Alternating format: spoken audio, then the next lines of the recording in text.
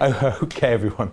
The topic on the table. Let's start with pros and cons of technology. Natalie, as a former English teacher and award winner of the London Learning Partnership, well done for that, actually. Tell us some more about that later on.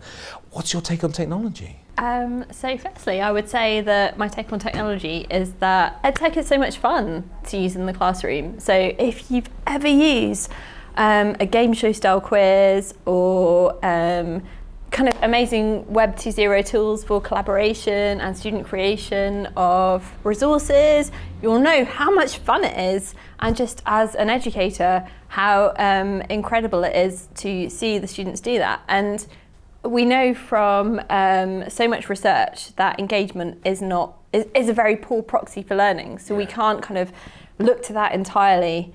But we know that engagement is really important and it's really positive. So we want our students to be enthused and engaged and to enjoy what they're doing in the classroom, and it's just really, really exciting. Wow, I can see the passion of the subject. It's amazing. I can see why you're a winner now as well.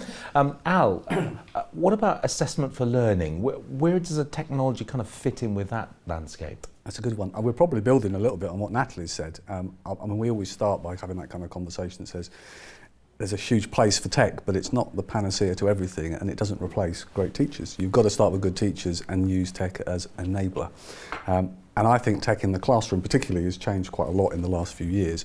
And traditionally tech was seen almost as a behaviour management tool. It was simply technology that controlled students' use of devices, that lock, stop and block culture.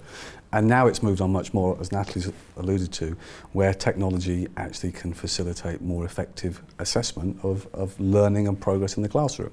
And there's kind of different levels. So one level is tools that allow you to do surveys as part of your plenary so that you can evidence progress, that you can use assessment tools, so you can use certain strands of AFL, basketball questioning and developing topics so that you can actually gauge. And lots of those things are really teacher friendly because you don't have the upfront prep. You can do it on the fly, and if it's verbal but you're capturing electronically the responses, you can also deliver your differentiation on the fly as well. So it's a good time-saving tool. But there's also trends that are moving now that says, well, what about things like flipped classrooms and the idea that you push that learning back out of the classroom? So technology within the classroom, you can create things like student journals, digital journals. Here's the resources you need to take away, here's the content you need to look at, here's some of the things we've already discussed, now take them away and bring them back.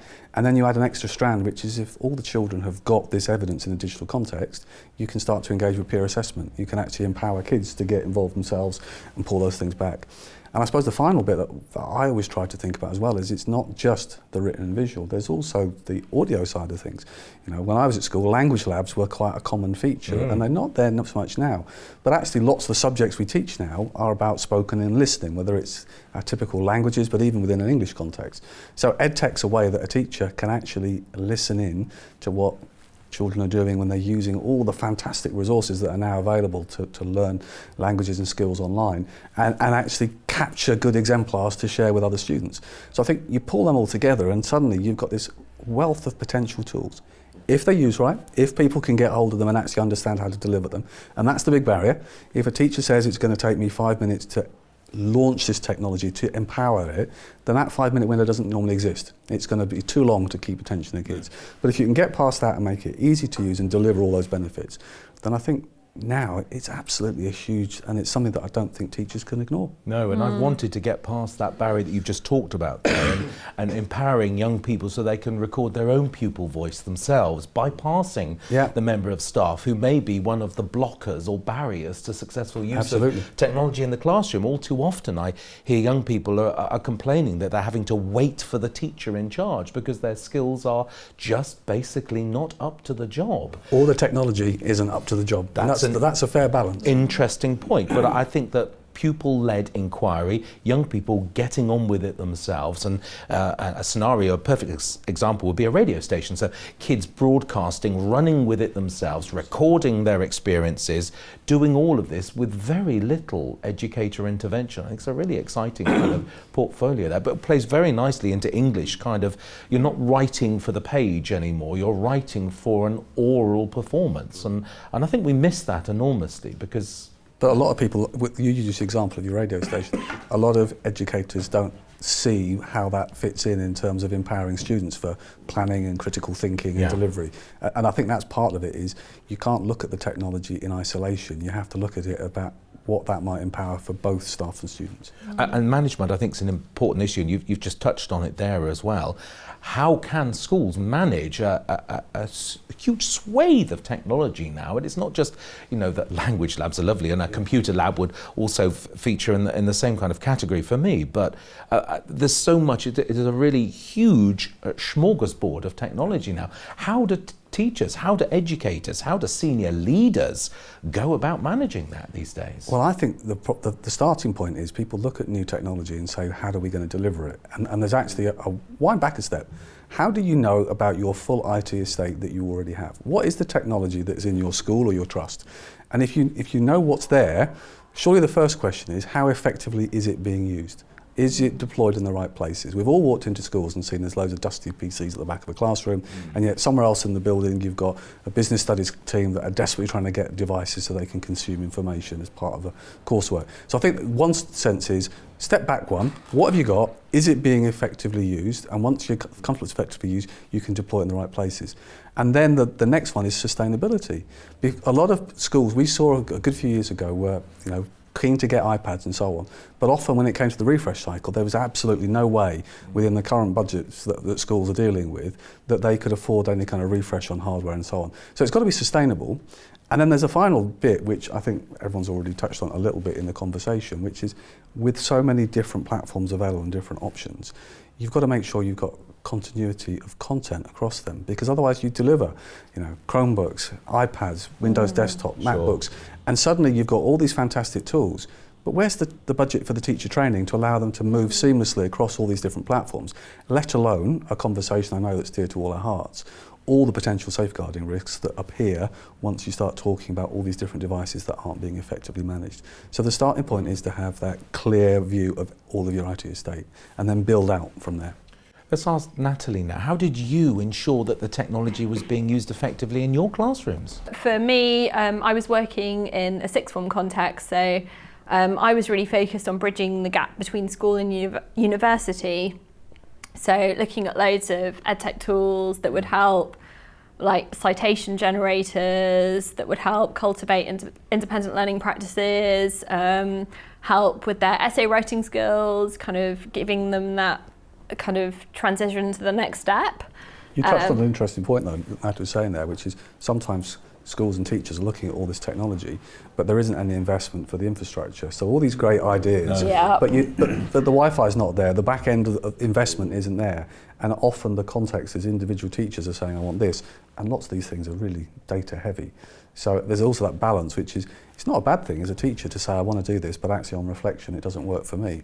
That's far better than investing and then trying to justify it. And that's where the problem goes in terms of funding. But that's also about policy as well. So you and I kind of thinking, well, bring your own device kind of technology. We just kind of whip a kind of, set this up there, have that, bring a. But, I'm thinking of it as a governor. I'm thinking about, you've got to evidence that every pound of public money spent is actually having an impact. And definitely. Impact's a word that everybody wants to mention. And yet it's very easy, on one hand, I love tech, to be able to celebrate and push all this great technology, but it's got to work. And for every pound you spend on technology, you've got to think about training, and you've got to think about all the guidance in terms of how you deliver it safely and effectively. Definitely. How feasible is it? How sustainable is it? How does that work for the kind of the teachers on the ground, rather than some kind of high fleeting idea of what tech should look like, which I think I very much bought into, particularly when you go around kind of fairs like the Bet Fair and you think, I really want to do this with my class because it's working so well in other classrooms, but thinking kind of what's effective for the context in which I'm teaching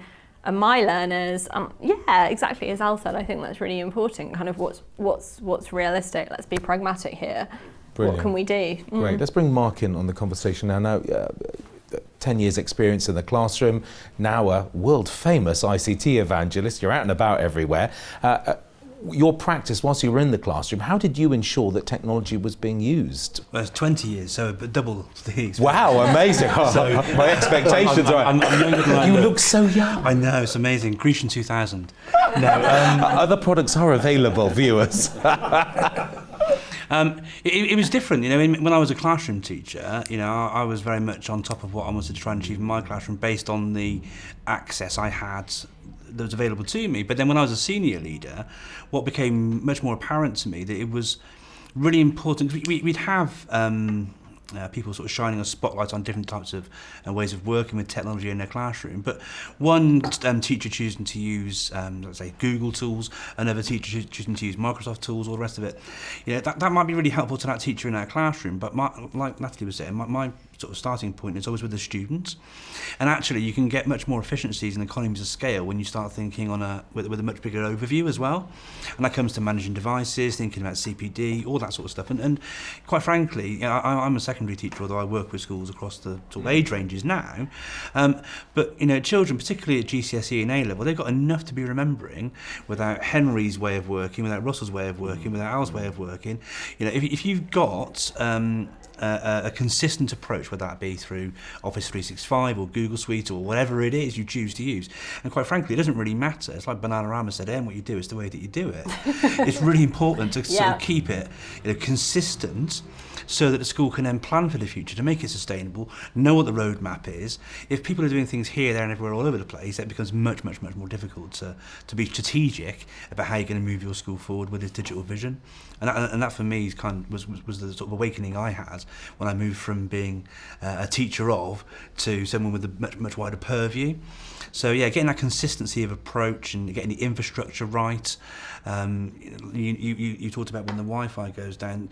Another big issue as well is around teacher confidence of using technology. And you know, if you went into any school today and spoke to a teacher and said, look, you plan to use some EdTech in your lesson tomorrow, but thing is Ofsted are coming in. Is that teacher going to be more or less likely to choose to use the technology? Yeah. And that's a direct reflection then of how secure they are in the infrastructure and the facilities they got available to them in the classroom.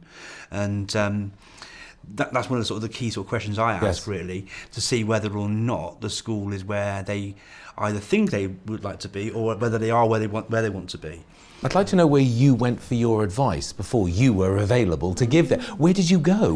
Well, I was involved in one of the first sort of big one-to-one mobile device deployments, and when we were doing that, there weren't really anybody else certainly not in our local authority, and not really in the southwest. Full stop. And so we turned to social media. And I was talking to schools in the States. I was talking with Dr. Fraser Spears at his school up near Glasgow. You know, where they've been doing this sort of thing already. And what was really nice at the time, you go on social media these days, and it's like everyone's the best teacher in the world. No one ever has a bad lesson. The resources are always amazing with 15,000 retweets, you know. But actually, we were saying, do you know what? We tried this and it didn't work. Yeah. And that was so helpful to all those other schools that were trying to, you know, in the same position. Is it Air Server? Is it Reflector? What's all this? And we worked things out together. And that's where I went, really.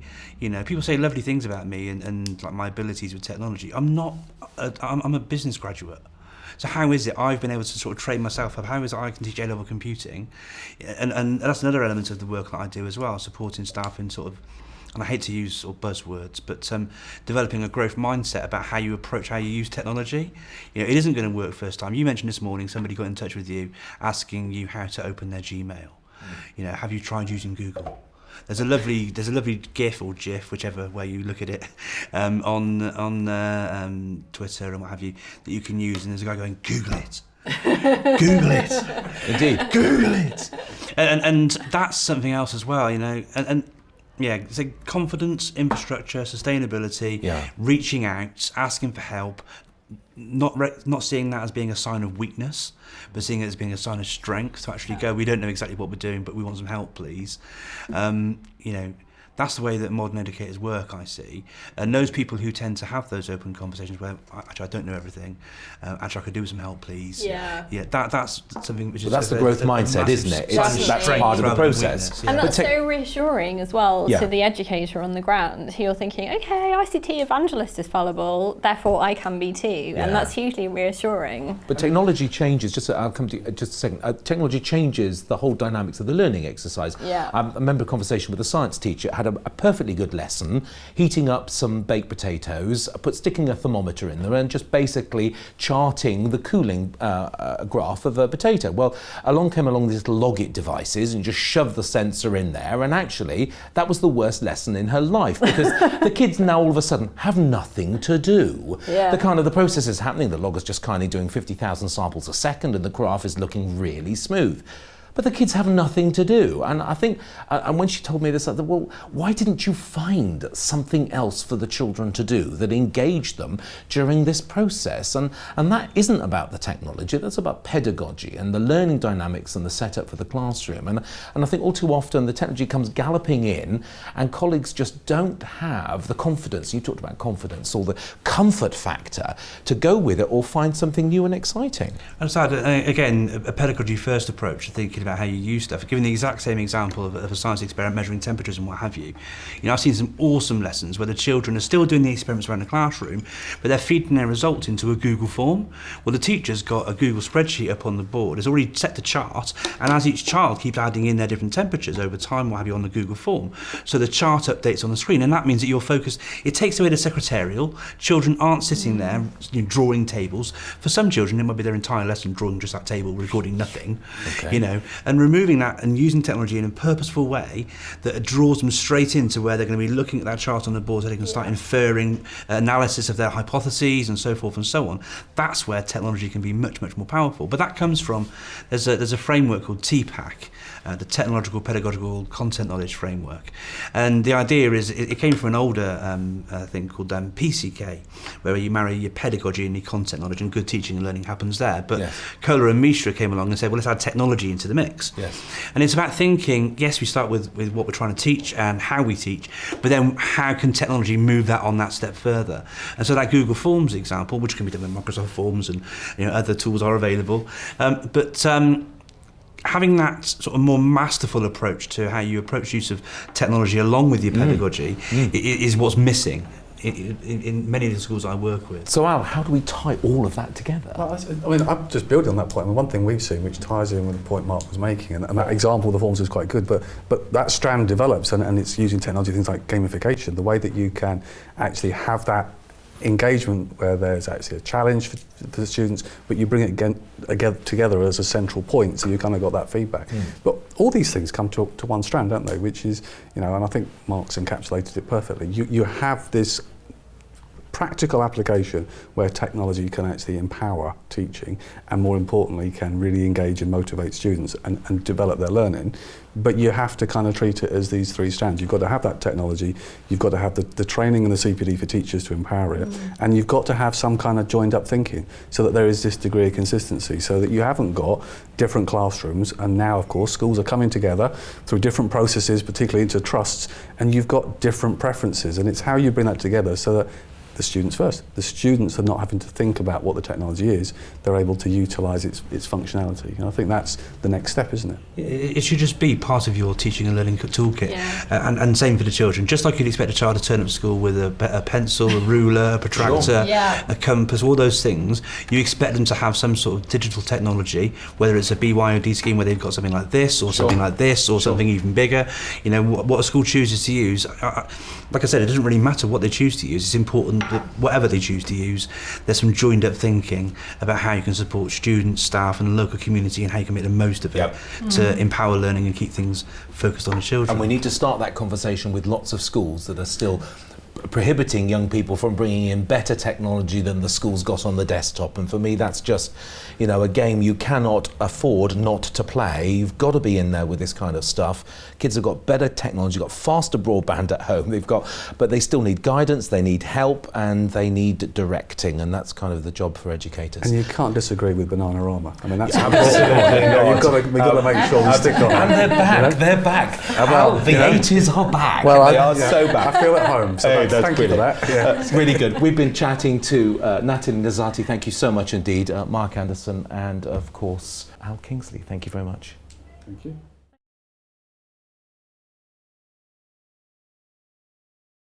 Okay, let's turn our attention to the topic of safeguarding and eSafety, a real hot topic at the moment, with digital citizenship really creeping in, although a bit of rhetoric going on in government areas about how we're going to solve those issues. But we've got some real good experts around the table, and a great opportunity to bring Alan Mackenzie into the conversation and Henry Platten here. Alan, if I can start with you as an eSafety expert, what should schools be doing to protect themselves at the moment? To protect themselves, or? Well, the school, the kids, the young people, the whole enterprise. Well, I think firstly the whole concept of eSafety and digital citizenship, as in some ways it is moving to, actually it's always been there, we've just called it something else. Indeed. So I'm always a fan of, what we call it really doesn't matter. For example, I call myself eSafety advisor because that's just marketing. That's, literally that's all it is. The reality is that I don't do an awful lot of safety. I do an awful lot of digital citizenship. So, what we call it really is irrelevant. And I think that this whole rhetoric that you say is going on is in some ways damaging.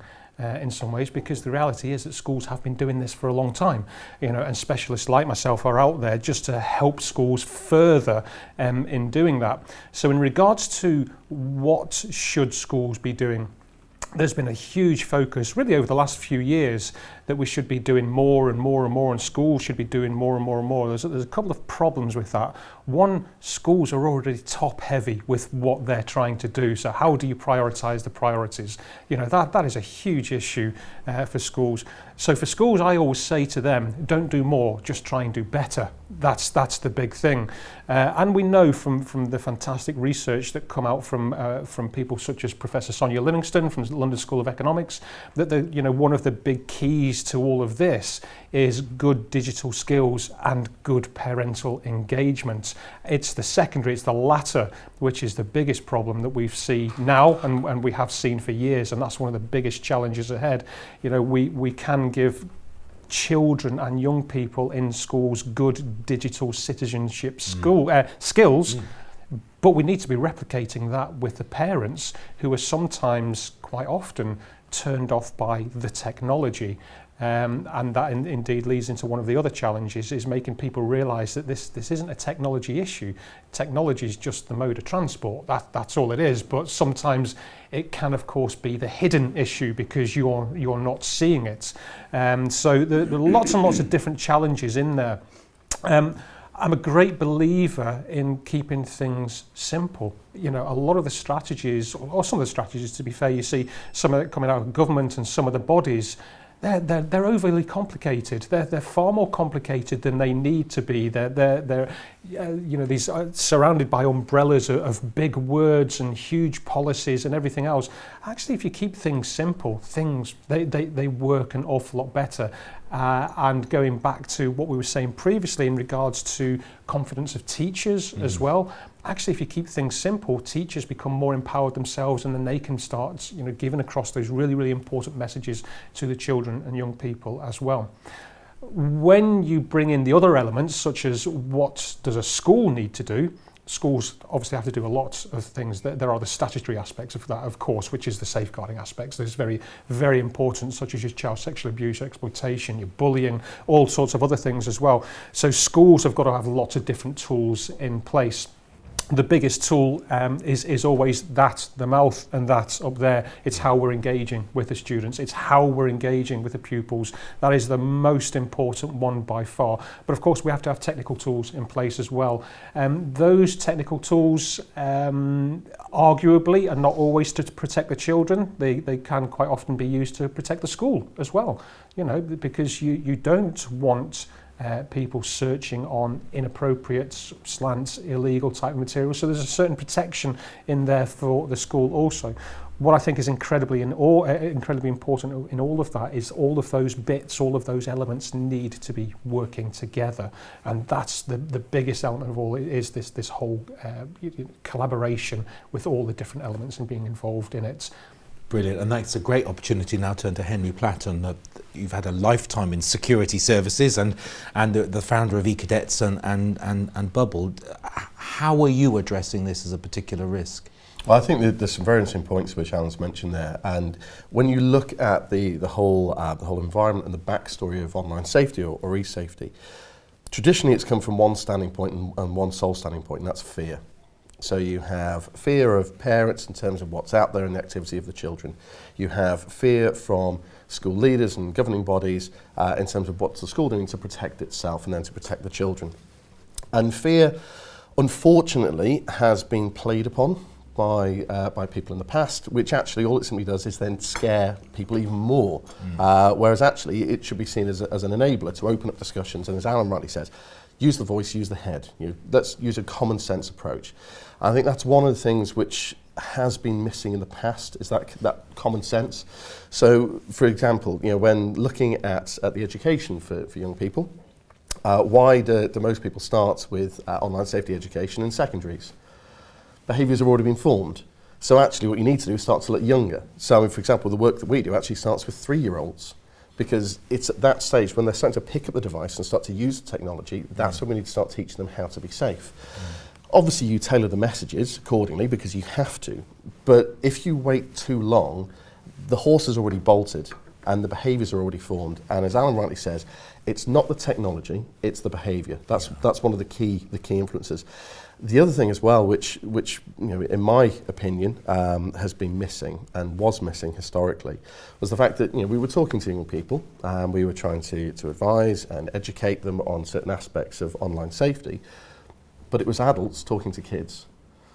My first computer was an Atari 2600. It had a strip of plastic wood on the front of it. It was a beaut. It was loved it to bits.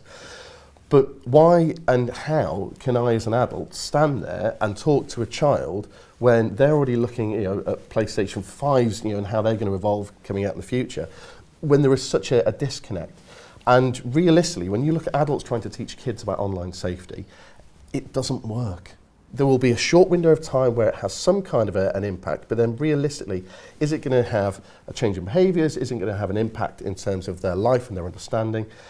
And no is the answer. So for us, in terms of moving the debate on, the reason why eCadets was created was actually to have a team of children in a school who you can then empower and educate and train to then help their peers. Because children helping children is far more impactful routes.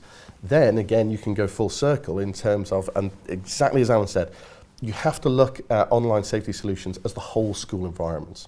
So everything from the filtering service that you have to the training for teachers and support staff, the training for parents, the training for the children. So you can't look at one bit in isolation.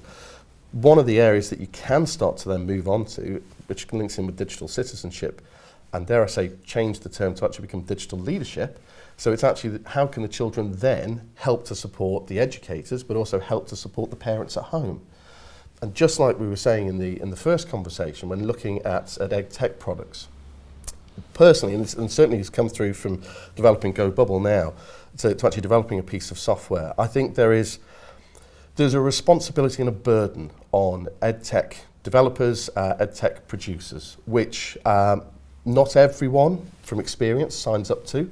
And I think that responsibility should be, when looking at the minimum viable product, which every developer looks at, yes, they're always saying, okay, MVP, does it work? Does it actually fit into the environment? Okay, yes, that has to be one strand of a minimum viable product. But for me, when looking at EdTech, there are two other strands which are commonly missed. One is, does it actually fit into teaching? So have you engaged with teachers? Have you involved children to actually prove that it works? But then the third strand is it making people safer than anything else that's currently out there? Yes. If you're simply creating something quick and cheap and easy to fill a gap, then that third strand is not going to be met. And actually, you're moving the whole industry and the whole support for children back a step, as opposed to moving it forward. Absolutely right. Alan, how do we influence policy? Because a lot of this would have either come from the local authority, or in the cases of MATs now, they're coming from executive head teachers, they're coming from crusty old folks. And for want of a better term here, how do we affect policy? That's a good question, Russ. Policy is being affected. The trouble is that there seems to be, everyone seems to be putting their oar in, if that makes sense. Yes. For example, you've got DCMS always talking about it. You've got Ofcom that is talking about these issues. You've got UKCCIS talking about these issues. And there really just doesn't seem to be, Children's Commissioner is quite rightly getting involved. Yeah.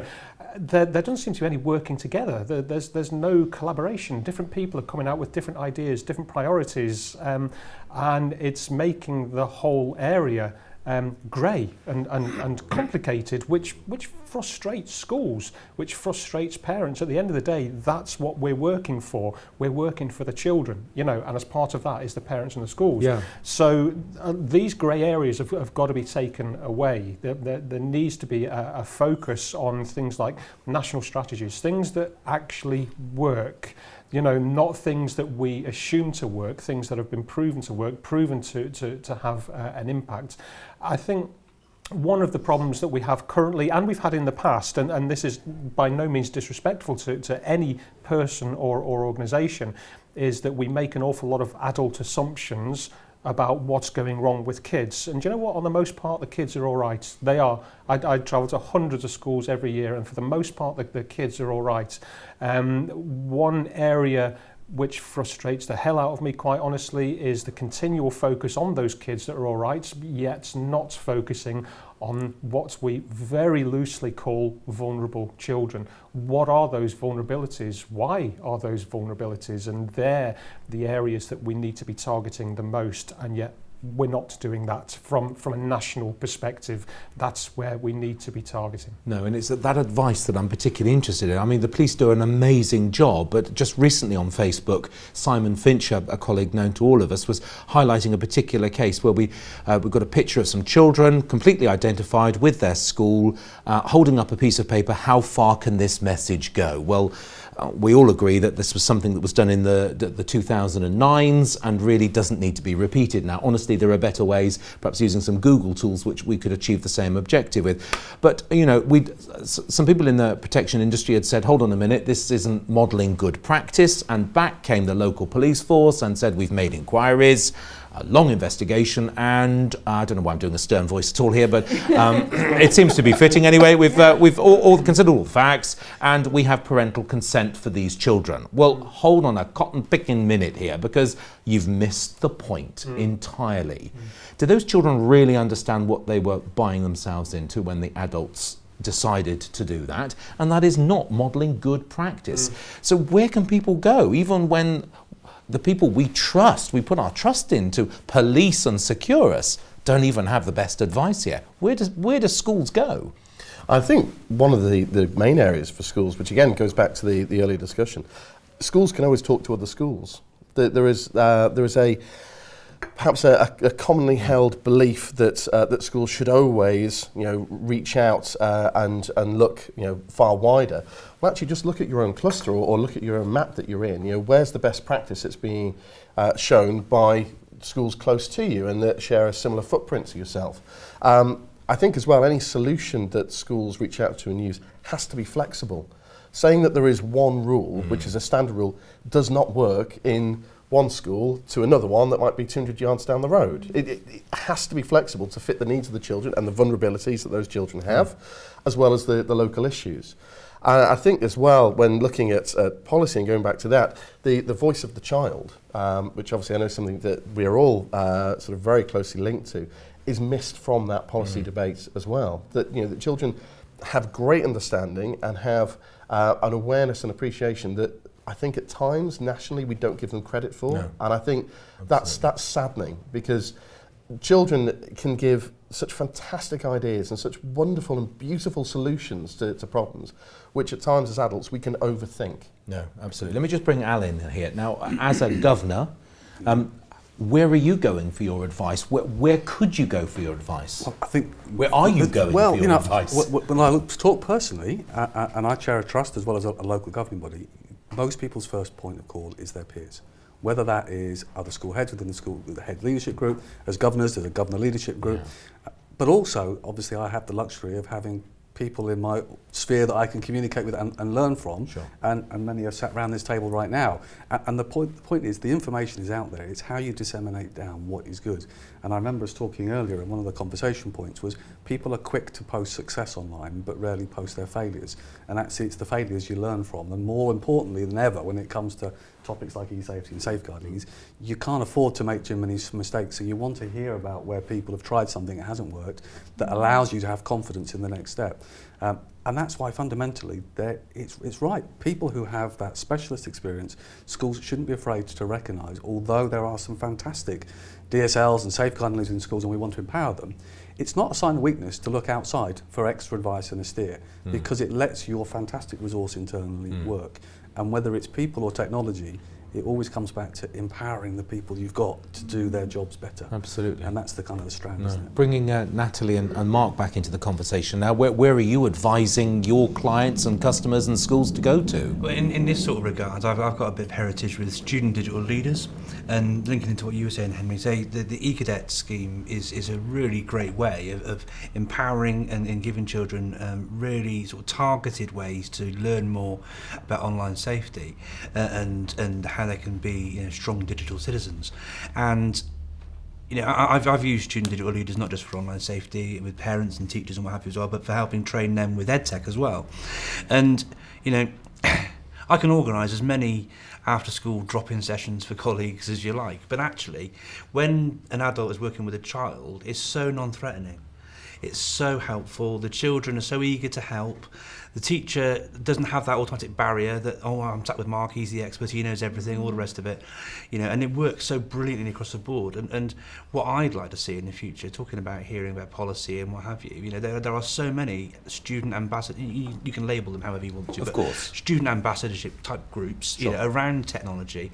A few schools have held some sort of national conferences where sort of student digital leadership groups have got together and what have you. But I'd like to see government recognising that work that's going on and offering a more formalised structure for it around the whole big picture, because student voice is so important. Whenever I'm working with schools that are looking to develop their deployments of technology and what have you, it's not just a case of listening to your teachers, it's a case of listening to your governors, your local shopkeepers.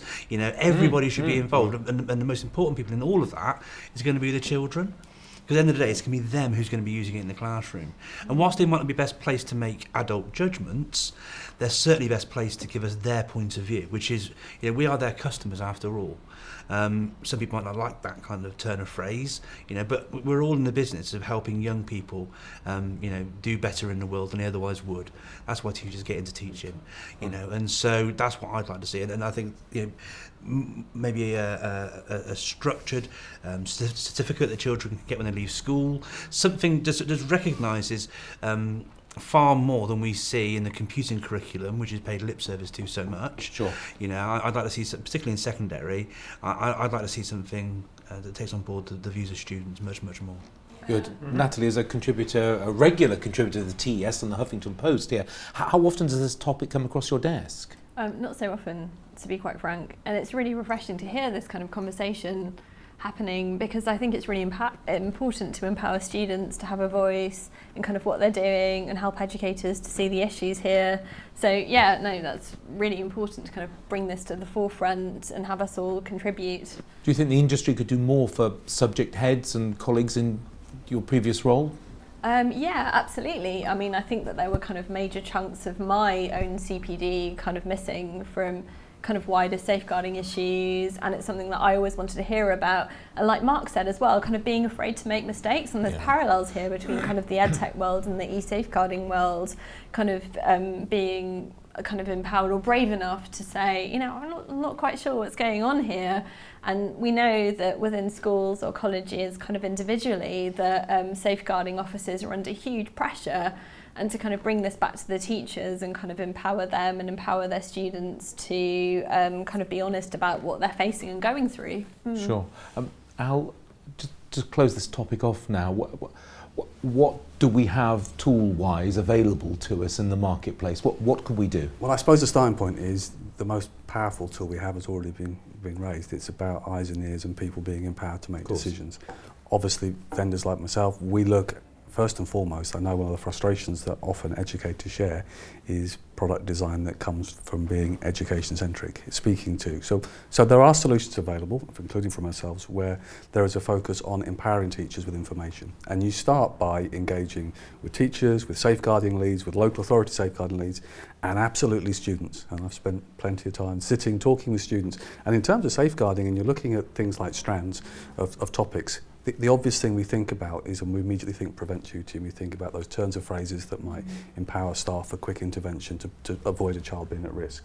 But in reality, there is such a broad topic. It's more often likely to be bullying. It's perhaps at secondary, it might be in terms of body image issues for girls that we're trying to identify, that then becomes a catalyst. So the starting point is identifying what those potential signatures, for want of a better word, are that could indicate there are challenges. So there are tools available that say, look, we can see now that this group of students, including identifying your vulnerable children that Alan talked about, these children are researching these topics, this could perhaps indicate a sense.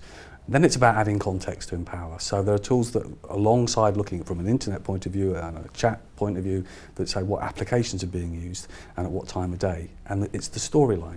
Certain keywords in the context of an Excel spreadsheet will have different implications to within a chat room at a certain time of day, but more importantly, it's what's surrounding that conversation. And then there's this bit about empowering goes beyond just giving this intelligence to teachers and leaders to intervene. How do we empower the kids? So one part is to give children a chance to report a concern, one chance to communicate to a trusted resource. And often that person isn't necessarily the person that they see every morning in front of the class. There'll be different reasons why they have confidence. And that doesn't exist just in the school. It's, you know, as Henry's explained, that follows on. It's a complete cycle irrespective of that age group in terms of that.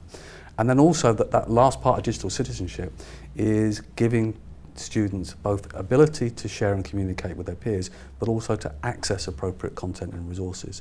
So again, a good solution should provide resources that children can go to. We know at secondary, for example, the obligation is on schools to have information about FGM and other topics that's always accessible in different locations for all the students.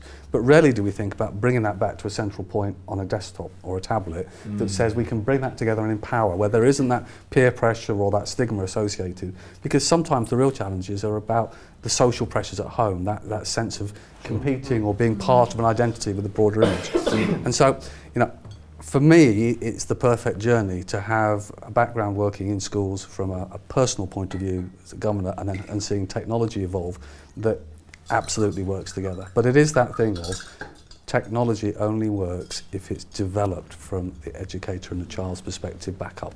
And continually is implemented, because it's a constant cycle, and we all sit here, but we know there are so many other feeders, whether it's the IWF, SEAL, there's so many other resources. And much like technology, every day there is something new. Sometimes positive, and sometimes there's new papers, there's new research, which we might not necessarily buy into or agree. Absolutely right, couldn't agree more. So is there a central place, just to kind of wrap this topic up for colleagues around here, is there a central, it would appear to me that there are some official central places that colleagues can go to for advice, but actually asking one's immediate professional learning network would be a first. I'd read Alan's Ditto magazine. It's a resource that gives you a great thing. I mean, that's a great way where I can pick up information quickly. Twitter is an enormously powerful resource as well. Yeah. Also validating credibility and just looking at about what other people say about other people to kind of get a, you know, it's like the, you know, the rating system, the TripAdvisor of the expert. It's kind of a good measure. It is, but this idea now about actually let's bring, rather than this round the table as adults, you know, the approach that's now being presented about let's get kids in the forefront to be those kind of ambassadors and empower them to actually lead the discussion. I think that's a fantastic opportunity as well. And so it's quite nice that this is just broadening now, and it isn't an adult-centric conversation. What's more powerful than the kind of student-centric kind of approach to it? Absolutely. Exactly, and some of the feedback that we've had from member schools where the e-cadets will even go in and present to the governors. And actually help to advise the governors when it comes to policy writing within the school from the child's own perspective, because the child has a unique viewpoint, because for them they tend not to distinguish too much between home and school. For them it's their life. So when they're helping to come back to governors and give advice, and I'm talking, you know, from many cadets, some of them are year 2, and they go in and talk to governors, and they're actually saying that this is how we think, you know, it should be run in the school from a child's perspective. And also sometimes they can be more draconian than we can be as adults when you ask them to come up with their own set of rules, because they're seeing and living it firsthand. But every government now, at the start of the school year, you have to sign off. You've seen the latest Keeping Children Safe in Education guidance. Hasn't changed this year, but I'm sure next year it's going to be different. But you sign off on that. Yeah. But at the same time, where does that go? Where does that drill down? Yeah. And I think that idea that you've got top and bottom Absolutely. up together can only be a positive. And I've been at many conferences where your e-cadets have outperformed the professional e-safety speaker and just, a show-stopping activity. So let's shut up and listen to the young people, I think, is the measure around the table. Yeah, most definitely. The feedback from students is so important. And I said right at the beginning of this that the most important tools are your mouth and your head, not only ours, but theirs as well. And quite often I find, secondary students can be difficult to engage with sometimes as an outsider. They can be. But when you get them in smaller groups, you get their confidence up and get them talking. Yeah. They are thirsty for more knowledge. They genuinely do want more information, and that's because historically in the past, through no fault of anyone, they've got old messages such as don't talk to strangers, don't share personal information online. Once you post something online, it stays online forever. Yeah. Well, for one, all of those are untrue. They're historic messages which no longer work anymore. Kids are now asking why. Well, what will happen? Yeah. Well, how do I get around that? How do I recognise that? Well, how does that work then? Yeah. They are thirsty for more and more knowledge. And as adults, we need to stop making assumptions about what's wrong with them and actually understand it from their perspective. And I think schemes such as eCadets and that lot, they bring those issues to the fore. They bring them to the top. Absolutely. So that we can start tackling them, in school. Brilliant. I think as well, one of the most important areas for children that we've seen is giving them the safe environment where they feel that empowered role. But then also when looking at that safe environment, to give them their own world where not only are they empowered, but then they can control. And that's what led through to Go Bubble, because when you chat to children, irrespective of age, why do they use social media before they're 13? 9 times out of 10, it's because they want to chat to their friends. Their children. They don't want to talk to adults who are pretending to be kids. Children. They don't wish to see inappropriate content. They want to talk to their friends. So that's what actually led us to build Go Bubble, was to give them that social network that is just for children, where the children are verified. Brilliant. And the type of comments that you see coming through are great, because they will genuinely help other children the same age around the world.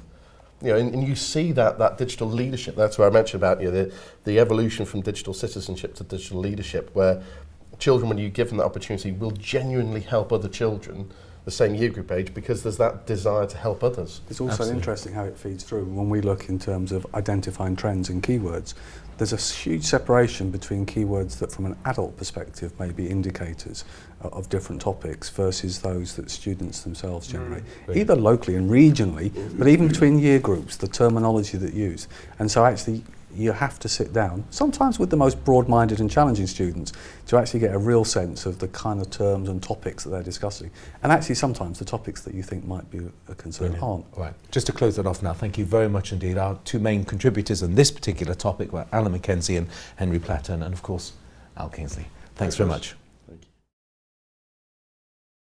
Okay guys, let's turn our attention now to the next topic, and that is the kind of key strategies in terms of developing and deploying IT into school. Mark, let's start with you particularly. As a kind of an EdTech leader and guru, and we look to you for knowing the kind of latest top tips and gadgets and bits and pieces, what are your top tips for key strategies in implementing a successful ICT policy? For me, it's not that different really to anything else. Whether you're bringing in, GCSE pigeon studies or a new school uniform, whatever. It's the same kind of thing. So as a school leader, you need to have a sort of a vision about where you want things to go. You need to engage with all of your community. And that means the children, parents, local shopkeepers even. Sure. If you've got a policy where children are going to be bringing in lots of devices and what have you, that can change the demographic in the local area massively.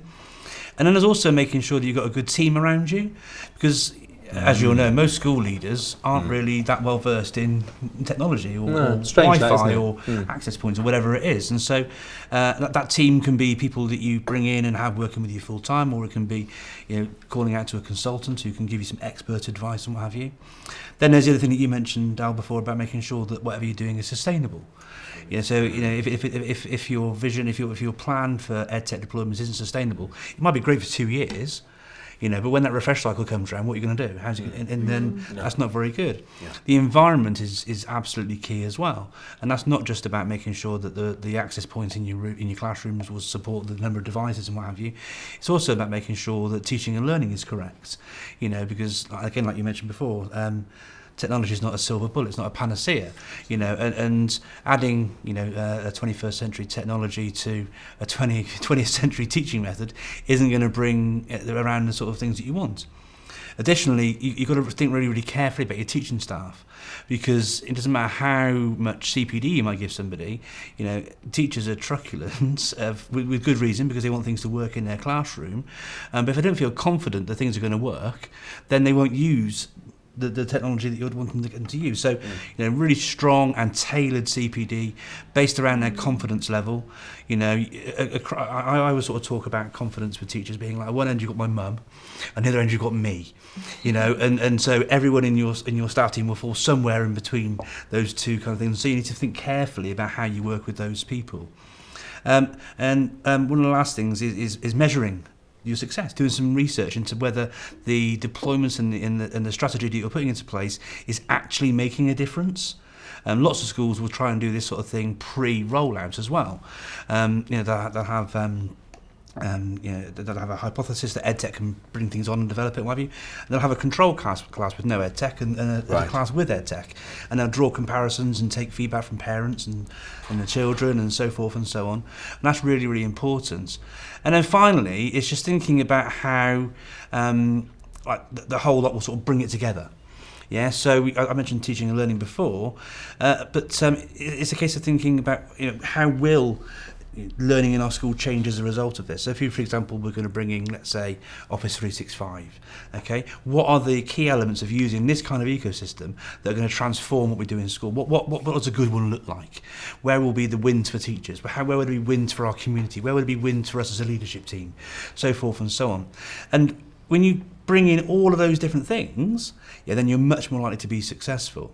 But if you've got no vision, then you get failure. If you've got no sort of involvement in the community, you don't succeed, there's no buy-in. If you don't have a team, then people are anxious about stuff that's going on, so forth and so on. So if you can think about those sort of 8 things, and again, you can apply that same sort of thinking to new school uniform or new subject to teaching, so forth and so on. But having those things and being mindful of them when you're trying to deploy EdTech, you're much more likely to be successful if you don't consider them. Or GCSE pigeon studies. GCSE pigeon studies. Excellent. It should be everywhere. Absolutely. Alan, same question, but from a safeguarding point of view. How do they make sure it's a successful implementation plan? How do you do that? No, I always recommend a whole school approach, and I know that sounds a bit buzzwordy. So to key in on some of those. Under that, if you go back to the old Bechter days, they had essentially their triangle, the safety triangle, or whatever they called it at the time. Loosely speaking, that was split up into policy, technology and safe use. And for me, I go back to what I said previously, is keep things simple. And if you look at things underneath that banner, they absolutely work together. Those 3 areas allow any school under any environment, under any project, whether it's IT or whatever, to adopt a good safeguarding approach to things. So what do I mean by that? Technology, first of all, technology in the context of safeguarding, it is the technology that you're using perhaps in the classroom. It's also the technology that you're using from a safeguarding aspect, such as an internet filter, such as whether a school has given consideration under keeping children safe in education for monitoring in that school. Is there a requirement for it? Have you done a risk assessment on it? Have you done a risk assessment on your other technologies in the schools? For example, going back to just a few years ago, the good old days of schools buying up lots and lots of iPads, and yet the safeguarding, data protection sort of areas were not a first thought process. So all of that has to be taken into consideration. So the technology aspect is key, is one of the keys to all of it. Safe use simply means the education. That's whether it's the education to the students, whether that is the education to all staff, not just teaching staff, which includes your volunteers, which includes your dinner time supervisors, etc. Bearing in mind that a child can make a disclosure to any person, whether explicitly or implicitly. And also education to parents as well.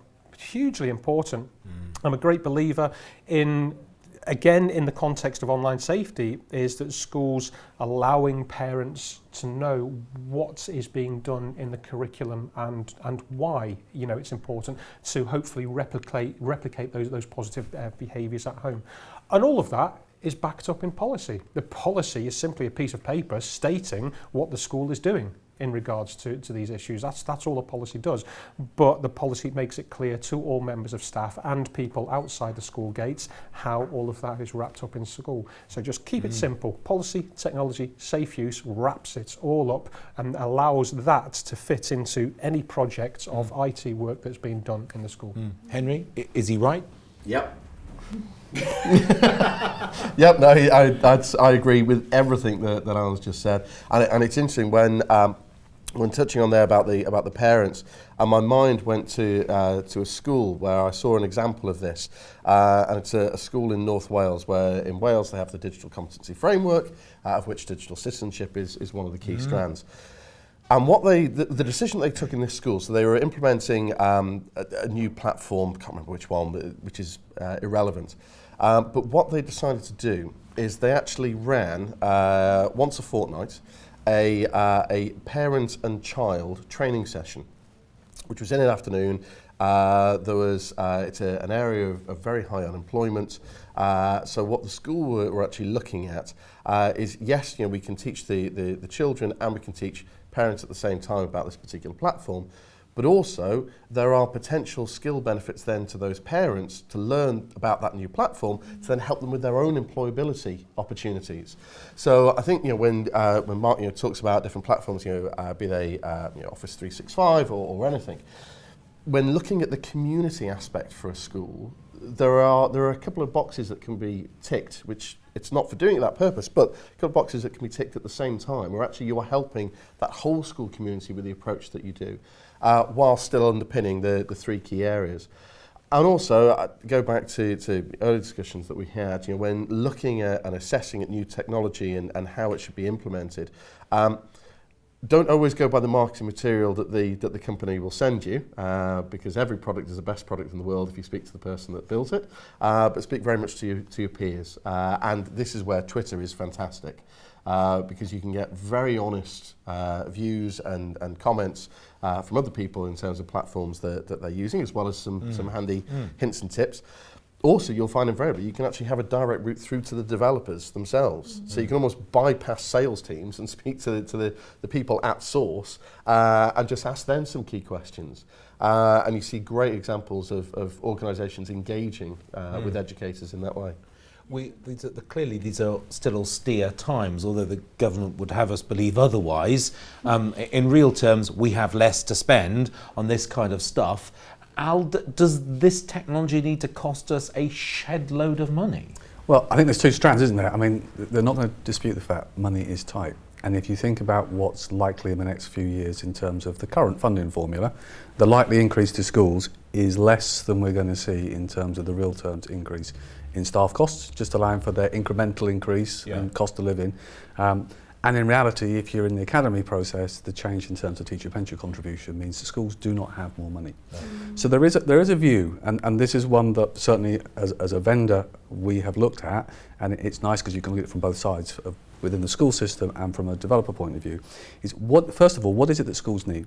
And clearly the starting point is there are different strands that we've talked about today. There is that management of that IT estate, there is that ability to interact and assess within the classroom, and there's that ability to keep people safe online and provide them with the tools to access content. And there are ways that developers like ourselves can pull those together into a singular solution, although it has different entry points for different staff within the organisation. And the fundamental is, how about if what the cost of the software in the first place is offset by the savings it can deliver? And so if you look from an IT management point of view, what about having software that identifies what applications that you've got that are sitting unused? What about those software licenses that are being renewed each year by the music department, yet you have evidence are not being actually powered? They can be deployed elsewhere and money can be saved. Okay. What about your energy policy that says machines are left on, we can power those down? So there's all these different tools. Of course, the biggest cost is time. It's teachers' time. Yes. Lost resources, machines not deployed in the right place, machines not available or up with the latest curriculum software. All those strands go together. So when we think about cost, in terms of a school, we have to think about each funding cycle, each year of cost. If there is an investment but the ROI is evidenced, and I know it's been raised before, you've got to have some way of actually evidencing impact and showing that the things you take are right and being big enough to recognise when they're not and take the appropriate stands. And that's why you shouldn't be afraid of asking vendors to evaluate technology, to try it. And I think the most important one that came is, and I sit on both sides of the fence, so I have to hold my hands up. As a vendor, of course we take pride in our technology, but the most credible way of selecting product is to talk to your peers who've used the solution and have used it for a period of time. So developers give you a steer where to go look, but the real evidence is out there in the field. And I think that's the kind of the lesson to learn. Natalie, has this topic affected you or any of your colleagues that are still in post at the kind of budget fact? Are they still a fractures issue, or how is this sitting with you? Yeah, absolutely. Let's be real, kind of class sizes are bigger than ever before, fewer teaching assistants, which means more work for teachers on the ground, definitely. And I think we see teachers taking CPD, continued professional development, for example, into their own hands. So you see people on Twitter saying, look, how can I achieve such and such? I have no money for this, but how can I do this? This is something I'm really enthusiastic about. And teachers teachers empowering teachers to help themselves, which isn't ideal. But I think this is where EdTech can really step in, actually, is to kind of offer low-cost solutions to really difficult problems. And if we're kind of thoughtful about it, and if we're using EdTech meaningfully, I think this is where it can really come into its own. Mark, how wary do we need to be of the huge amount of free stuff that's out there? I mean, some of it's good, some of it's bad. How do we ever find out? Well, again, I always sort of turn to my professional learning network. I mean, I've always been a guy who will have a bit of a dabble anyway, and what have you. But now I've got such a great load of educators I can just turn to whenever I want to, and just ask the question. I get great feedback. So one of the things that I'm seeing quite a lot of at the moment, and certainly again talking about social media, you'll see a lot of debate about it as well, is about teacher well-being, because of all of the issues surrounding the pressures that teachers are facing in the classroom. And this is another message that I share a fair amount, is that actually you can leverage really simple technologies to really help you with what you're doing. Rather than sitting down and, for example, putting written feedback onto all those essays, why don't you get some software that you probably already got access to, like OneNote, for example, and just record some audio feedback. My dyslexic students used to love my audio feedback. I had one child cry once because for the first time in his in his education, he was able to actually access the feedback he was being given because he couldn't read his teacher's handwriting. No. And so there's some fantastic tools. And speaking again about budget savings, using document scanners, what have you. Sack off all your filing cabinets with your year's worth of resources. Yes, it'll take you a bit of time to digitise all of those, but there are so many great, again, free document scanners. You can digitise all your content. Just think about all the money you'll save. You can access those resources and what have you anywhere on pretty much any device. And again, it doesn't matter what you choose to use, whether you go with Microsoft or whatever. What's important is that you've got something that can manage that IT, real estate in your school, to make sure that infrastructure you've got. I don't like to use sort of biblical references, but you don't build your house on sandy land. If you've got a really firm foundation, with your IT infrastructure, with the kit the kids and you bring into school, then you can sit loads of things on top of that. And if you're worried about whether it's going to work and what have you, if you're lacking in confidence in that respect, then turn to your professional learning network so you can get that feedback. Because, I can't remember who it was said, but you're much more likely to take a recommendation from from somebody who's a teacher who's been trained in their classroom Yes. than someone who's like, "Hi, yeah, I'm selling you that." It's the best recommendation ever, and again, that's why so many companies turn to ambassadorial programs to support their EdTech products, because the point of view of an educator is valued so much more by another educator than it is on top of what you might get from a sales team. Totally true. It's so context dependent, isn't it? You see, such and such is an English teacher in KS5. Yeah, I could totally replicate that. Whereas someone working within the primary sphere is less relevant to you. So you have to look at kind of what teachers in your space are doing, what they're doing really, really well, and looking to kind of replicate that for yourself. It's so important. Having a strong PLN and a strong foundation is just so important. Absolutely. Alan, what about funding affecting our kind of safeguarding perspective? Are kids more at risk now because there's less money to protect them? Do we need money to protect them? No, I don't think you need money to protect them. I don't believe that for a moment. I've said already lots of times, it's this and this. You know, it is. There are tools that help us. Of course there are, yes, and they're very important. And over the years, certainly the 11 whatever years that I've been working in this area, we've never really seen a downturn in spend in that respect. Safeguarding for all schools has always been front and centre. So in that respect, no, I don't see it. What I do see, and what many other people in my line of work see, is that more and more schools want more specialised knowledge. You know, teachers themselves do completely understandably say, yeah, I do know the basics of this, I understand that, but actually we need to go into this a bit deeper. We need a bit more specialised help in this. I think that can sometimes be where it becomes difficult, because, you know, consultants are not cheap. That's the lay of the land. You know, particularly consultants that work in schools, because those people can only be paid 35 weeks of the year, generally speaking. So it does make you in some ways quite a perception of being expensive.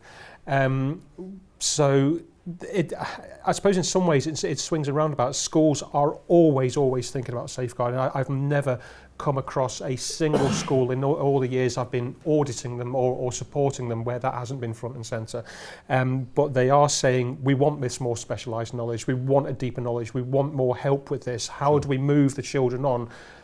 But how can we budget for that at the same time? I know what I need to do, I'm not sure I can actually do that. And then how do you extend that out to the parents? And how do you prove the impact on that? And how do you keep that going for years and years? And, you know, that's can become the challenge. It's not just this year, it's 5 years.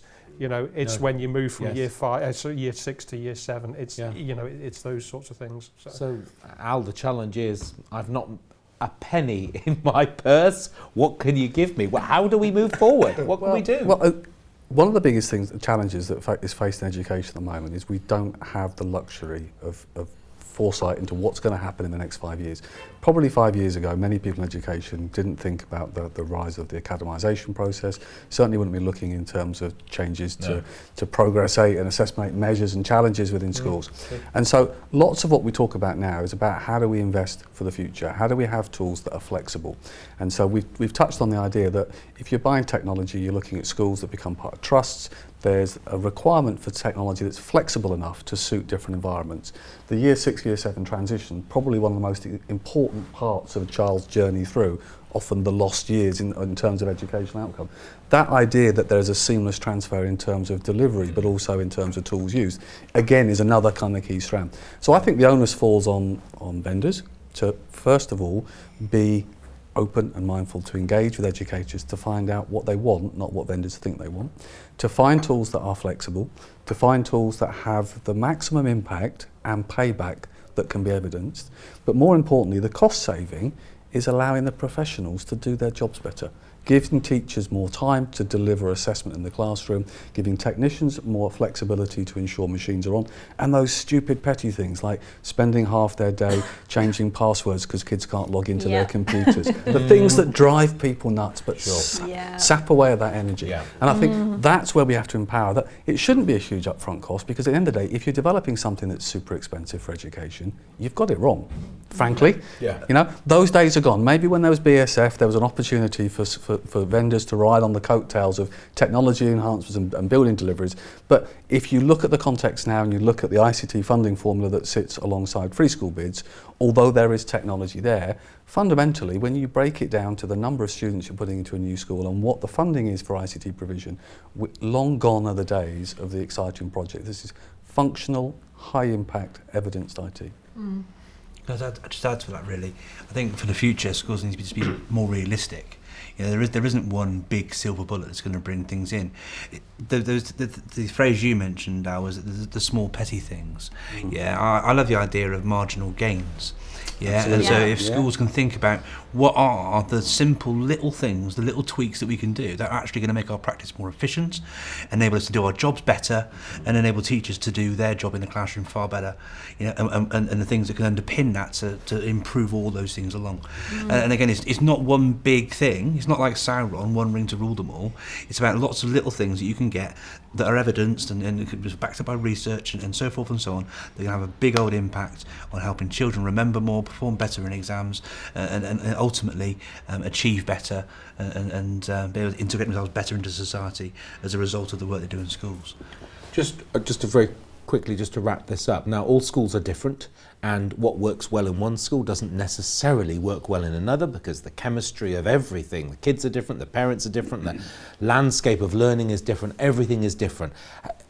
How do they go about? What's their strategy? What do they know? So we know, ask your network, you know, just discuss with your network. What other things can they do? I think teachers need to be trusted more in the UK. Certainly when you look to kind of models like Finland, they're fantastic at trusting their teachers, and it's very much kind of bottom up. And I think in the UK we kind of tell teachers what to do too much, and we need to empower teachers more, just as kind of going back to your conversation earlier, we need to empower students, we need to empower teachers, and we need to trust them that they know exactly what's right for their particular context and their learners, and we need to kind of give them the tools that they need for their classroom, and just trust that they know what's right for their kids. I think that point's been picked up on as well with something Alan said earlier, which is, you know, this idea that sometimes when we talk about technology being available for schools, there's an inference that somehow it's improving on something that's bad already.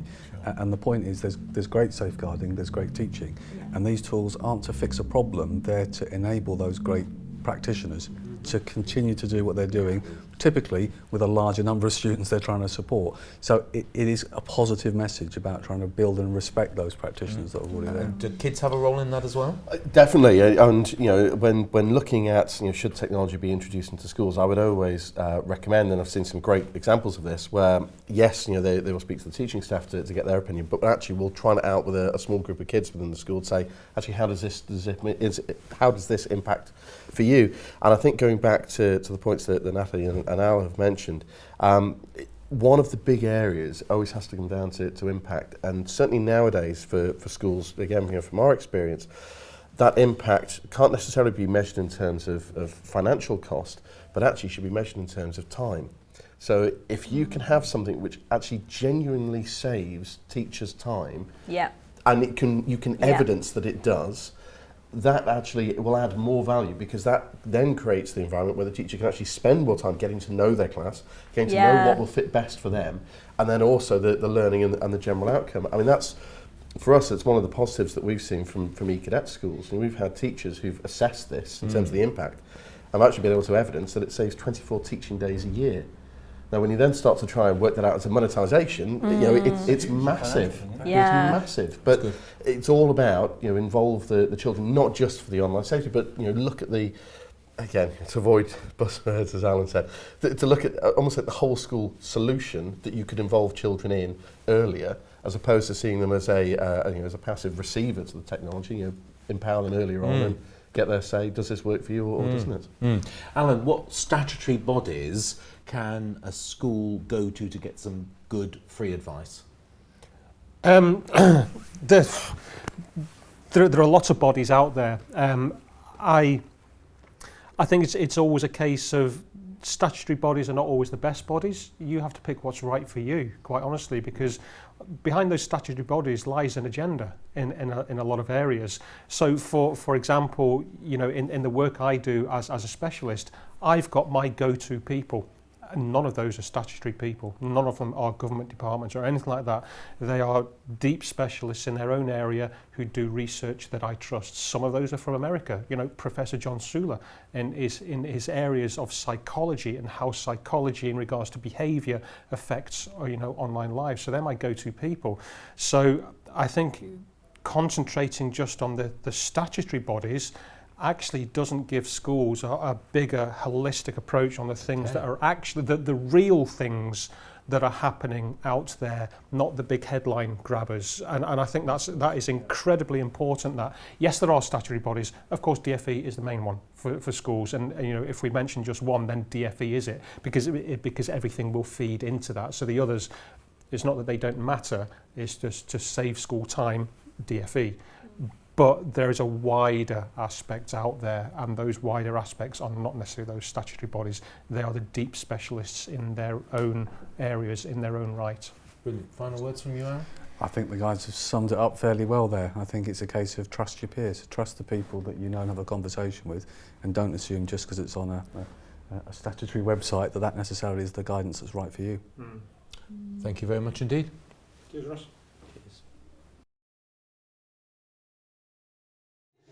Okay, everyone, let's just draw this topic now to our final subject, and that is the future of schools IT. Al, where do you think we're going to be in 10 years' time, if we're going to be anywhere in 10 years' time? I suppose the starting point of the conversation is where the funding and the financial landscape sits to allow schools to have the proactive conversation about IT. So as we touched on earlier, if we think about the short term, what we know, we have a school funding formula in the UK that suggests most schools may benefit from 1.5% to 2%, if they're lucky, depending on the county, in terms of funding increase. At the same time, we're going to see increases in pay for teachers, not enough, but it's going to be between 1% and 2% based on the current formula for different counties. We've then got the incremental increases, and certainly for academies, we've got the burden of that pension pot, which the contributions unfortunately are growing to.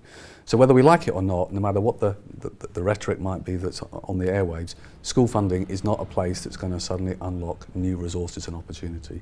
So clearly schools have to think, and the landscape, again, like it or not, your political persuasion is moving towards a joined up academised landscape within the UK, has to look about how we secure economies of scales. And typically, and I think rightly, when I look at it from a trustee and a governance point of view, that initial saving has got to come from those centralised services. Centralised financial management, personnel HR management, centralised IT support and resource. And then those things hopefully secure savings that can be passed through into the important bit, which is the teaching and learning, which is the business of the day. Schools have changed. They are now businesses, and it's not a bad thing or a negative thing to have a business focus on the parts that then facilitates the educators to do what they do well. It should be an empowering process. If we follow that thread all the way through, therefore we have to say the solutions in terms of EdTech and technology that we look at in the landscape moving forward, with all its uncertainties, has to be fluid, it has to be flexible, it has to be capable to run on different platforms, because again, 5 years ago in the US, Chromebooks weren't heard of. They're now the default platform with experience. So we have to make sure that technology is transferable, is seamless. It has to empower and deliver cost savings. And cost savings, as Henry's touched on, others have touched on, isn't simply about pure money. So it can be a fiscal saving to a school with the kind of right EdTech management tools, but it can also be unlocking time and resource so that teachers can be empowered to do more proactive things.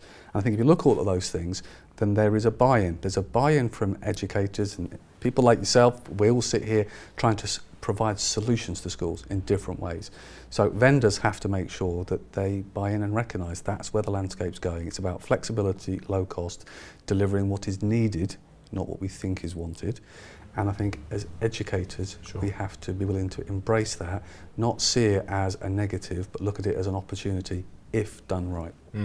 Mark, Mr. IT Tools, if you don't mind me saying so, if we buy into that, we have to do more with less. Where do we start? An area that I see being, and there's a fair movement to develop this and improve this at the moment with a few universities that I know of with their initial teacher training courses. But I think that's where the real money needs to be spent. and looking at developing courses so that teachers come out of their PGCE, whatever it is that they do, with the requisite skills. So we see plenty of training for teachers on their subject specialism degrees. We see lots of talk around pedagogy and teaching and learning techniques, traditional teaching and learning techniques, more often than not though, from training providers. Sure. But I want to see, and I do see it happening, and it's growing all the time, more and more lecturers spending time working with their trainees on ways in which they can use simple, powerful, effective learning technologies to make their lives easier and to have an impact on teaching and learning, which is what we want from EdTech, really. And I think about when I first started teaching 20 years ago, Year 7s would come to me and they'd have very little IT or computing experience. Year 7s come in now and they can already code. They can do so much more. I remember teaching sort of GCSE level IT qualifications, say 15, 20 years ago. And the things that the examination was asking the children to do at age 15 and 16 is what is standard at Year 7 now. And so it is a generalisation, but as time moves on and more access to technology becomes available, more people use it, so forth and so on, so we're going to see that improvement in the skills of teachers as well. The trick is tied into that TPAC thing I mentioned before. Yeah, we've got our pedagogy, yeah, we've got our content, but how can technology bring it in? And it's not about it's not about how to use Word or whatever it is. No. It's about how you can utilise these tools to inform progress, where children are at, giving easy formative feedback, all those sorts of things. And as we develop the skills of our teachers in the classroom in using these tools, so they're better to leverage them to much greater effect. Yeah. And that's what I'd like to see in the next 10 years. Do you think we've started to see the end of whole class teaching, or is there still some more mileage in that?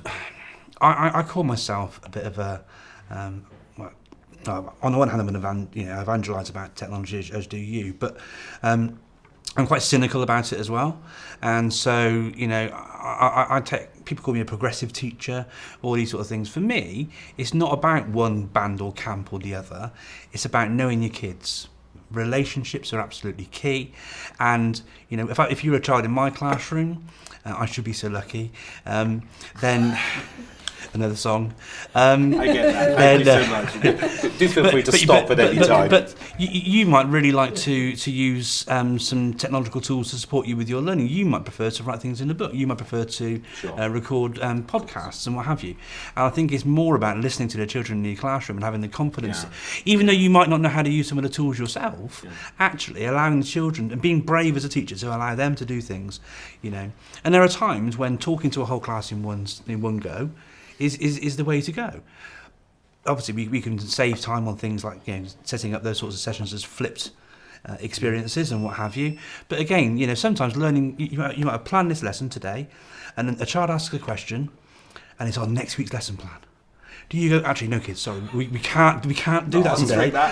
That's next week, right? Or do you follow their enthusiasm? Will you follow their enthusiasm? And that's where some of the tools we see even now, where you can just quickly ask questions on the fly. You can change your lesson plan really, really quickly. But if you're not that confident a teacher with the tools that are available to you, no, we'll do that next week. And that's not good for learning. And so, I think there's a place for all different types of teaching style. It's about knowing your children really, really well, which comes from strong relationships, which we know from Hattie's research and lots of other people, that relationships are absolutely key in developing young people. And it's just having all those strings to your bow to know when the right thing to use is right. Natalie, how are you feeling about the next 10 years? Lucky, or...? I mean, just like Mark said, I don't think front of class teaching is going anywhere anytime soon, to be honest. There's a lot of money going into, a lot of R&D going into things like Internet of Things, AI, adaptive learning technologies, and I think that's so exciting from a teacher's perspective to kind of outsource that low value stuff to technology, so teachers have the opportunity to focus on the really important stuff like the learning conversations and targeted support and kind of moving learners forward. So I think that's really exciting. But like Mark said, I mean, I don't see kind of things shifting dramatically. I see it more as an evolution, perhaps. And Henry, do you think that's a kind of a British historical thing where we're very cautious, where we're very almost slow to embrace new fangled ideas? We are very cautious, and I hate to use the word conservative, but small c, of course. But do you think that that's going to have an impact, or do you think the kids are just going to run with it and we better catch up or get out of their way? It's very interesting. If you'd asked me that last week, I'd given you a different answer to today, and my gut would have been yes. Traditionally we are very conservative. We always err on the side of caution. We always wish to make sure that everything is done, all I's are dotted and all T's crossed. And the reason why my view has changed in terms of for ourselves as a country was a conversation which I had with a lady called Mary Alice Curran, who's over in the States, runs the Digital Citizenship Institute, and is fantastic. And I was chatting with her, and she was telling me about her 10-year-old son, Curran. And Curran had been set a class project, which was basically to produce a diorama of a volcano, which he had to prepare in a shoebox. And this was a lesson which had been given by the teacher using a printed handout from a ring binder folder, which the teacher had taken out, had handed to Curran and the other children, said, now go home, here are your shoe boxes, you now need to complete this working model. And what Curran did is he enjoys Minecraft. So he decided to actually go into Minecraft and to build a working volcano in Minecraft that you could then go and walk into and actually see the inner workings of it. Then created a blog, posted a video link of this example in there, as well as a link back to his Minecraft volcano, and then went in for show and tell. And every single child in the class had an opportunity for show and tell to stand up at the front and to show their shoebox and what they'd done, but he was denied it. And he was denied it because the teacher said he hadn't completed the activity that was set. Now, that is, I mean, it's heartbreaking. One, the enjoyment and the excitement that he had to build the solution, to look forward. And I think if I hadn't heard that example, I would have always said, yes, we're very conservative here in the UK and we need to see the evidence. But increasingly, I think it's not so much country specific. I think it's more a case of confidence from the educator. So confidence in the solutions that are out there, confidence in the learning objectives that can be met through different tools. And I think that's where, certainly as the son of educators, I'm starting to see a shift now, more of an acceptance. You look at the states, Washington State have now come out and said that every single child has to be taught digital citizenship. So you have very forward-thinking views, but then in another state, in a school, you've got very conservative and traditional views. I think for me, in terms of where education and EdTech is going to go over the next 10 years, it's very much down to a couple of C's. One is collaboration and connectivity, and I don't mean through routers in schools, but actually connecting school to school, country to country, learner to learner, to certainly when we see global political issues at the moment where countries are becoming very, very divisive, either towards other countries or within themselves. I think there is an opportunity now for learners to be able to engage with other learners the same key stage age and year group age to actually learn about the countries from them, from a child who is the same age, to experience what it's like for them living in that country, to then look at modern foreign language, and if you can have a child learning conversational Spanish from another child, the same year group age, how fantastic is that and empowering? So I think there are lots of opportunities there. I think also the flip side of the coin is that we need to give children the opportunity and to teach and to train them, but to give them the self-guided opportunity to become critical consumers. So I think in the past, again, there's perhaps a reluctance from wishing to be too protective, but that we haven't enabled children to be able to critically consume media content and to actually make their own judgment calls on that. Sure. That's where, as adults, we can help. Because we can look and we can help inform about how to assess different bits of information, how to look at different sources, and how to test it out. I think that needs to happen more, and certainly, with the US election and the debate that's been posted there through fake news, through the role of Facebook and other media outlets, it's brought it to the fore. Yes. But it's been waiting for a while. Clickbait has been around for some time, and actually what we need to do is educate children about how to become critical consumers. Yeah. That may open Pandora's box where they start to become a critical consumer back towards the teacher. Wow, and say, why am I being taught this in a certain way? So I think, but that's a debate for another day. Indeed it is. But yes, that's my thoughts. Alan, are you a shoebox or a Minecraft man? Where's this going? I'm definitely a Minecraft man. I think over the next 10 years, I'm hoping, I'm glass half full on this.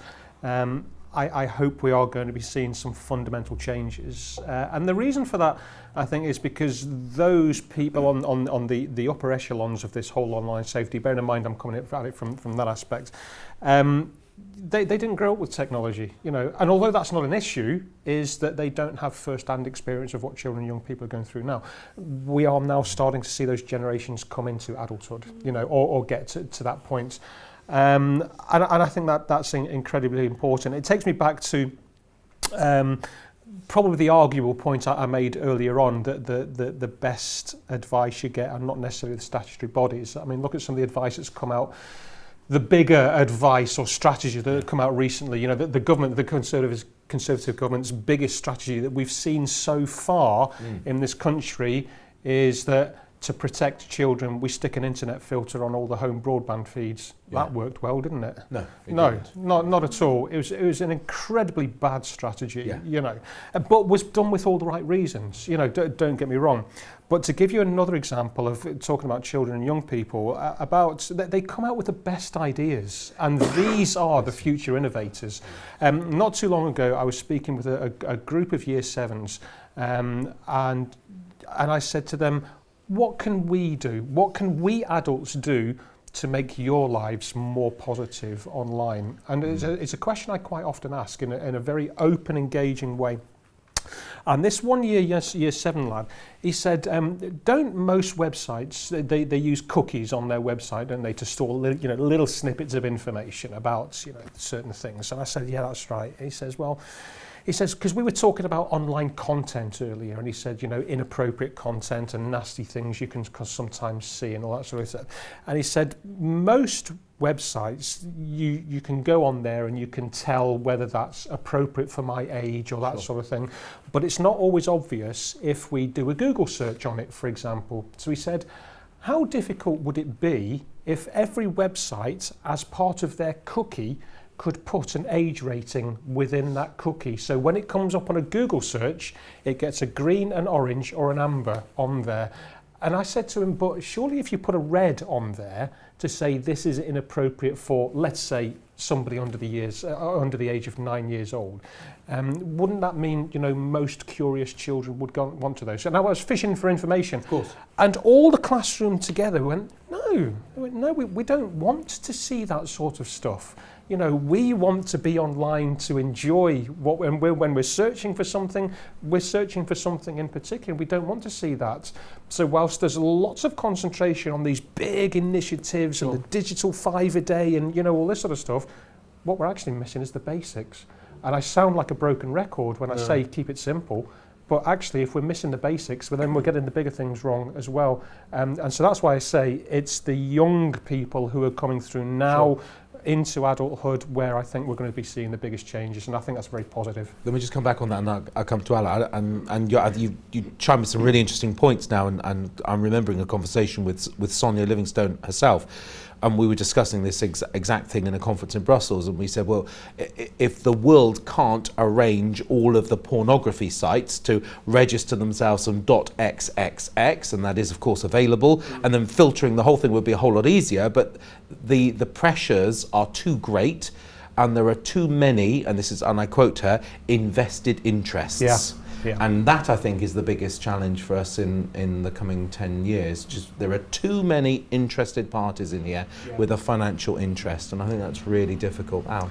I think what we've summarised today is an interesting one, but it's not a top-down approach. This idea about locking from the top, trying to enforce content providers to register, it's a bottom-up approach. It's empower the users to be good digital citizens, to empower teachers to have confidence to use technology in a safe and productive way. And we've used lots of C's today, but the big one is collaboration. And around this table today, we've got governors, we've got teachers, we've got IT specialists, we've got safeguarding specialists, we've got vendors, we've got all sorts of different strands pulled together. And the one thing we can definitely agree on is none of us singularly have all the answers. It is about a collaborative approach. And probably if we have this conversation again in a year's time, there should be an extra seat for a young person. Absolutely. And I think that's a big lie as well, you know. When you finish school, when you've done your degree, learning stops. You know, if more teachers could recognise that every day is a learning day, then actually we might be that little bit further forwards. Well, there are some examples, and Natalie talked about schools in Finland. Now, they regard their educational professionals quite much more highly than we do in this country, and that's partly because of the culture, and it's partly because that you can't teach without a master's in Finland and some other Scandinavian countries too. And I just wonder whether that kind of thing might do it, or is that just not going to be possible? Can we not get there from where we are now? And I think that's where would we like to be, and can we actually, is that attainable? Is there not a risk at times though? I mean, there's never one single solution. But at times it's convenient to talk down our education system, to talk down our teachers, and to compare with some of these exemplars, which there is obviously learning for teaching is about taking best practice and trying to assimilate it. But there's also some really good practice that goes on already in our schools. And part of this starts, I think Henry touched on bringing that age back down. Part of this starts about how teaching is respected and how children and parents engage with schools at that very early level. And I think you can't fix, for want of better words, the system if you're not working on the basis that you start by empowering families and young people when they start school to have the right set of skills and expectations. That means that schools can build on that base. And I think if you do that, there's a lot of things that you turn around and celebrate about the British education system rather than be so quick to criticise. Okay, let's just try and get some consensus moving forward then, colleagues. In 10 years' time, do we see more or less technology in the classroom? I think there will be a higher prevalence of technology, not so much in terms of devices. I think more in terms of the software that's being accessed. Where I would like to see it in the future is actually software being developed by the kids themselves within a school setting to then share with other schools. I'm not obviously to a certain level, but why can't we get to that stage? If kids are learning how to code. I think coding is great. I think there is part of that jigsaw which is missing at the moment, which is actually it's helping children understand the computational thinking aspects and in terms of them bringing apps to market, for example. But if you're doing that as a school, as children, why can't you then share that with other schools to then actually have content and solutions being created child to child? I absolutely agree. I've got an app here in front of me which was developed by an old student of mine. He came to me in year 7 and said, I'd like to build an app. By year 9 it was live. He's one of the youngest app developers in the world. Now aged 18, 19, he's off at university. But he's through his work, he's been able to sort of speak at conferences and all sorts of stuff, which would never have come.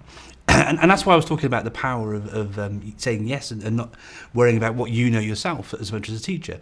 I haven't, and probably still haven't, got the skills to do what he did way back then. But what I did was, and I empowered him when he came to me and said, "Can I do this?" I said yes.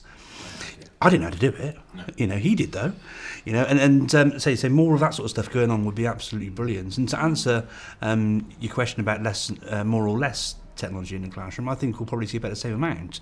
What I think we'll see though is it being used smarter, better, with more training and confidence of teachers to use it for the right reasons at the right times and so forth and so on. Natalie, challenges in the profession. We're losing an awful lot of professionals.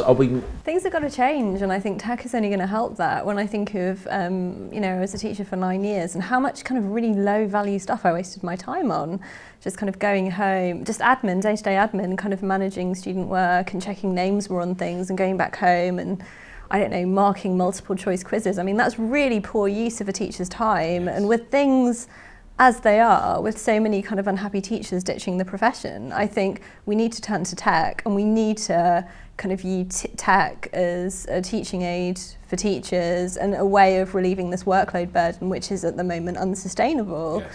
And I think, like, not to be too kind of highfalutin, I think tech is our saviour in a way, and I can't see any other way of making this profession a sustainable one. And I hope, perhaps not, but I hope that we're going to see kind of tech performing lots of these low value tasks that teachers just simply don't have the time to do in the face of kind of bigger classes and fewer TAs and all the pressures we're under at the moment. I hope that tech's going to step in. Who knows?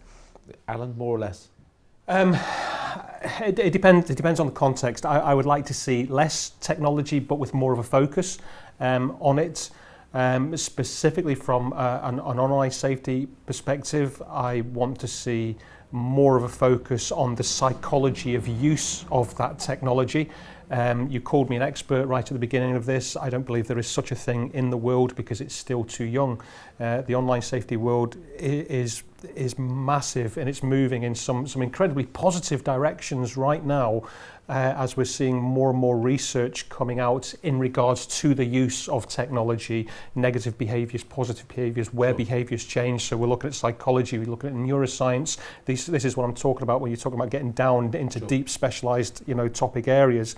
And that's what I want to see move forward, less of some of the really extraordinary research you see, such as the developers a few weeks ago that created AI that can tell if you're gay from a photograph. Why would there ever be such a thing? Why do we need such? We don't. We need more focused research and good evidence on the actual use of technology to show where it is making a positive impact and where we can stop the negative behaviours or help with the negative behaviours. So less but better. Oh. Well, I think we've covered all possible variables. I'm going to probably sign up with the idea of the same but different.